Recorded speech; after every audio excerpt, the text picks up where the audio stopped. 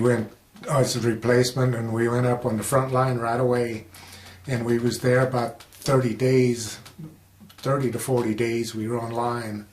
And then we were relieved by the Turks. They came in and relieved us. And I remember that night we got relief, and it was raining and raining. What time of year roughly was this when you were? That was in the spring. Okay, so you'd missed I think I got over there in April. And it was raining. We had our ponchos on, but they didn't do any good because it was warm and we were sweating underneath. It was wringing wet underneath and trying to keep our weapons dry. But it was raining all night long, and we were in the trenches, and water was in those trenches. We were just slopping around, and the Turks were coming in, and we were going out to relieve us. Back up and talk about those 30 days online. What was describe what that was like, the conditions you were living in, and we would go out on patrol at night all the time. I never did have to go on a patrol. We just stood on guard duty in there, and then we would be on guard duty all night. Then we'd go in our trenches in bunkers dug in the hills and stuff, and sleep in those bunkers just with commo wire and stuff.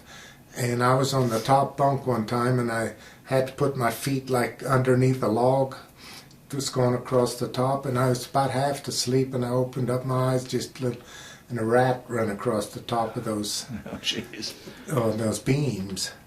And I never did like rats anyway. And I couldn't sleep then. I couldn't sleep no more in the bunk, and so I went out in the trenches, and I slept in the trench because the guys were walking by and stuff, and kept it. There was enough room I could lay in the trench. But then the rats over there, they carried hemorrhagic fever, they called it. And one kid got bit by it, and that hemorrhagic fever is, you don't sweat water, you sweat blood.